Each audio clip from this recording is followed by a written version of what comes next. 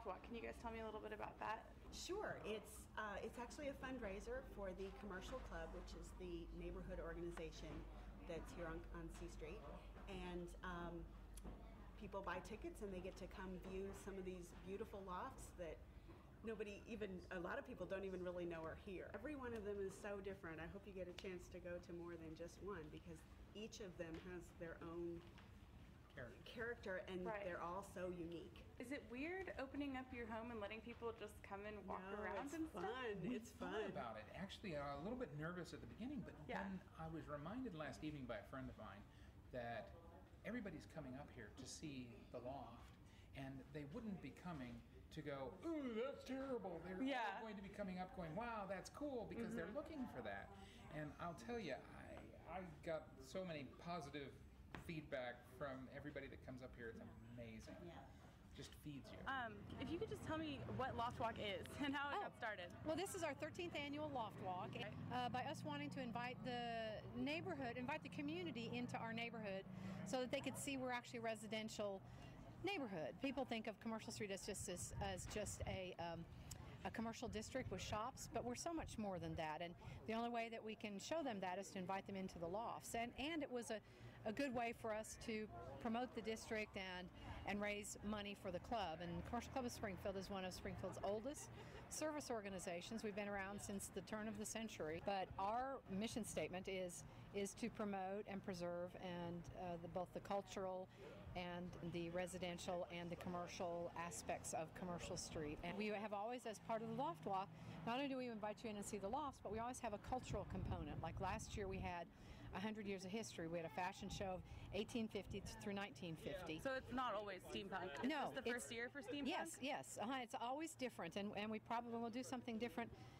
We have had a ragtime festival before. We had a melodrama one year. We have had, jazz. We have had, just lots of different, art shows. We just do lots of different things. How do you get the lofts involved? The people that are I just call the residents and do you ask know if everyone that lives on this street pretty well? Pretty well. I mean, more from passing, seeing them, and when I call them, I send out the postcards every month, and so they all seem to know me. And most of the ones on this time I do know. Like, was it just like to show what the lofts are like and the lifestyle on? Yes.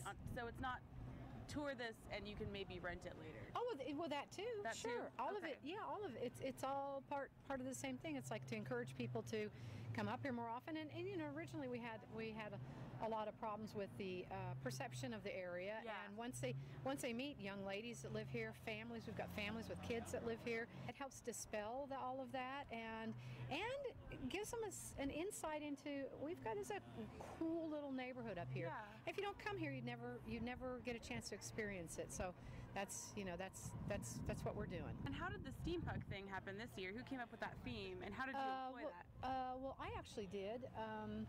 There was an article in the News Leader about a year and a half ago about a steampunk prom. I read about it and I just thought I loved it, and I thought that the genre with the combination of Victorian elements and kind of futurism and steam engines, kinetic and contraptions, that combination, and yet with this sense of optimism and this futuristic kind of approach, that it really fit Commercial Street. Definitely. It was really the perfect metaphor for it. And I think the optimism and the romanticism and the fun that is steampunk all really fit. So I put that in my Loft Walk folder.